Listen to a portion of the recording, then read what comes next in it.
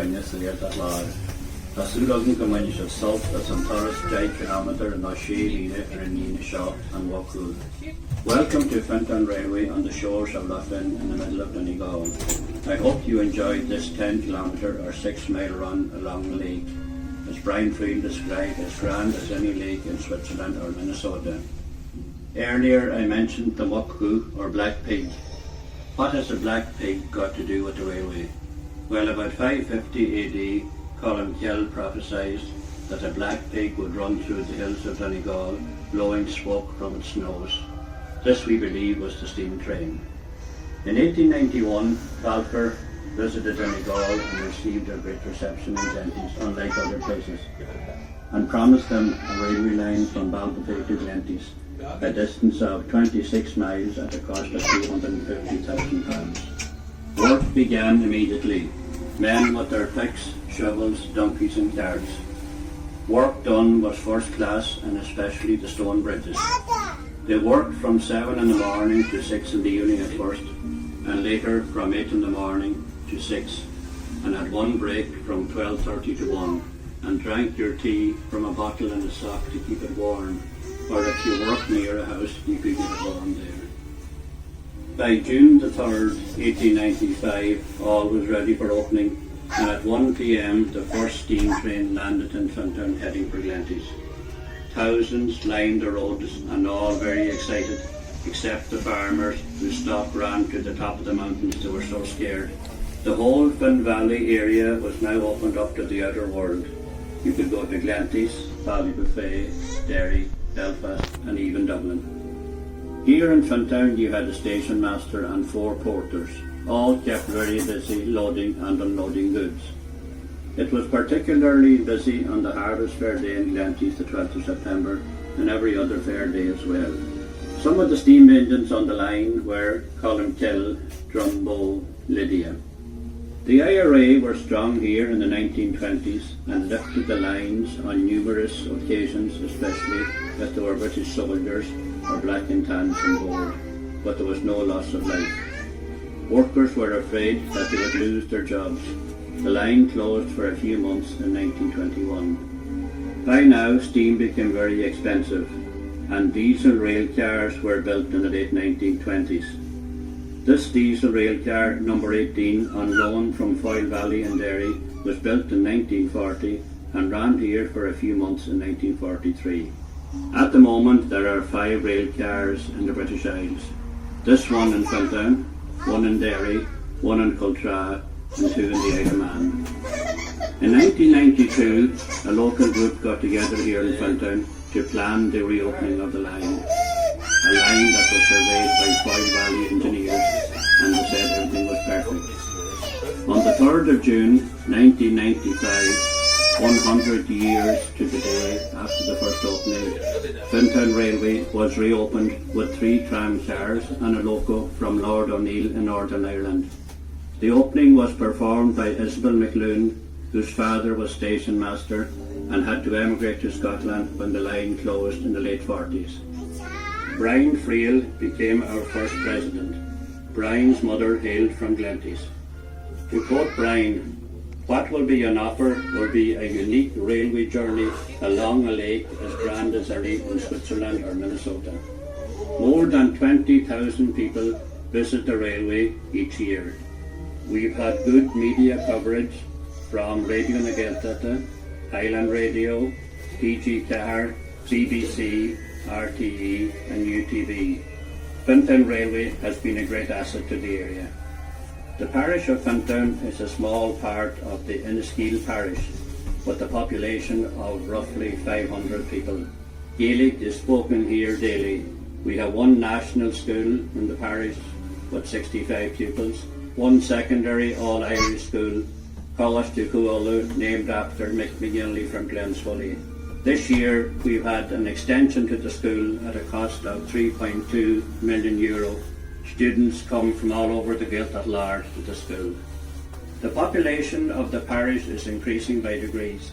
During the 50s and 60s and 70s, many families emigrated to Great Britain and America.